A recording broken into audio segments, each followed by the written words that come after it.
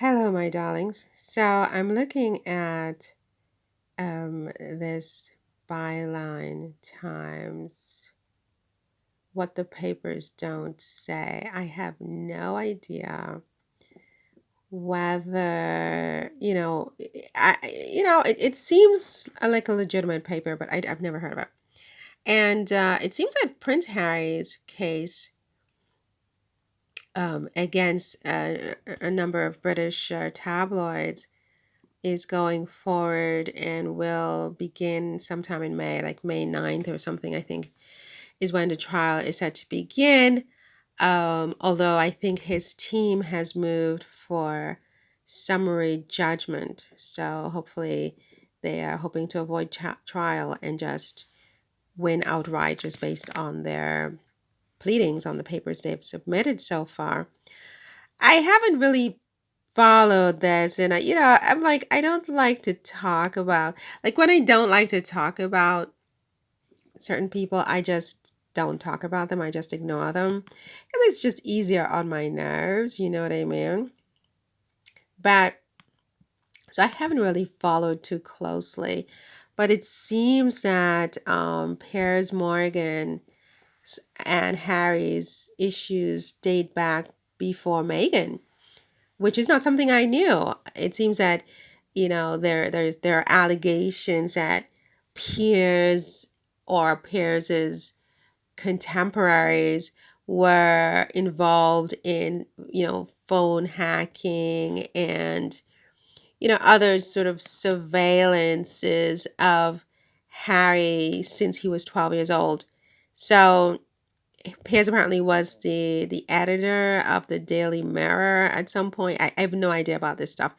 Um, but Harry claims that he's been targeted since he was 12 years old and that they basically listen into his conversations, his voicemails. He's claiming that certain journalists intercepted voicemails that he shared with his father, his mom, his brother, his ex-girlfriend, and another friend, and so on. And, Pierce seems to have played a role in this whole saga because I think he's also, one of the defendants, it seems like, in this case, which is not something I think I fully got before. Um, According to the latest court documents, Morgan is accused of authorizing the systemic and widespread use of illegal private investigators by MGN,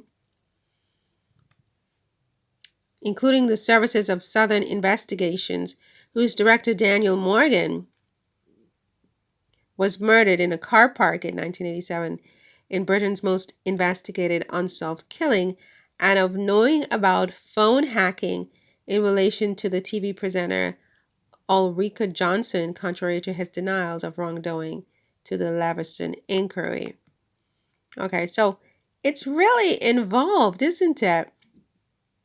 And it seems that Piers is deeply implicated here, if I'm understanding this correctly. I mean, I haven't really read the article, to tell you the truth. I'm just really browsing, so I don't want to say anything that is incorrect. But it seems like um, he's not usually known for allowing allegations of the nature the Duke and other claimants are making about him to go unchecked. This is Piers.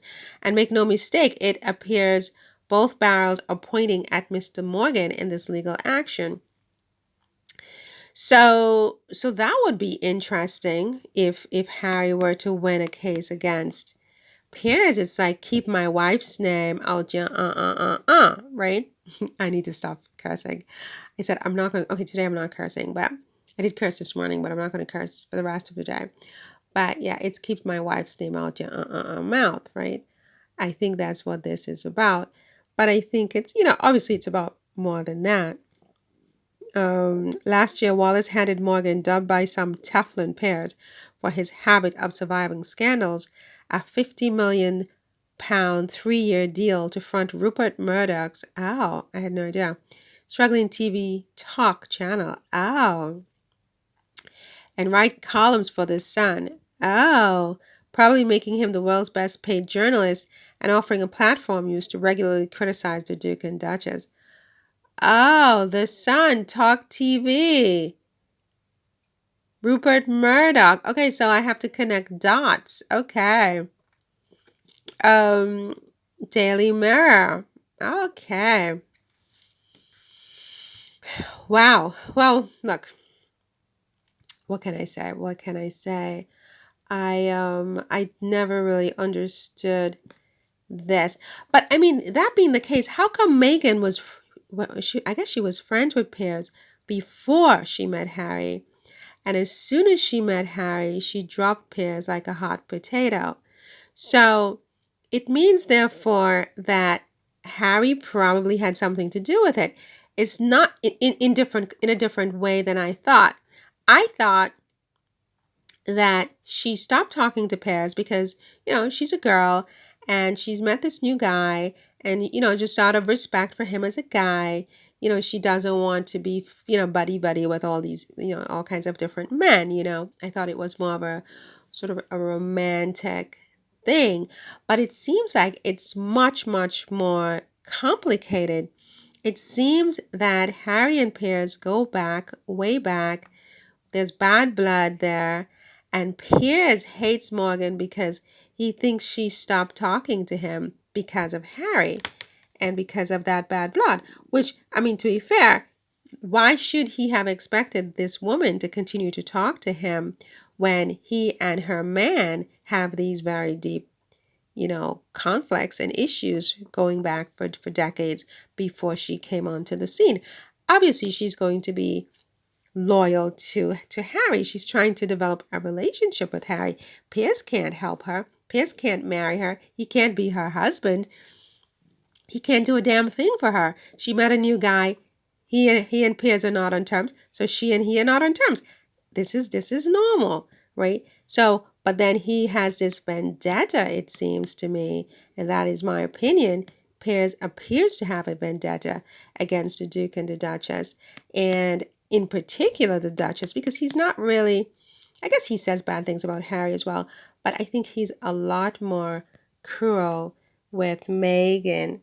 And I think, well, let's see what this legal case does, what this case does, because um, if Harry wins this case and Piers has to pay him a lot of money, it's obviously going to make Piers very, very angry. So he'll become even worse, if that's even possible.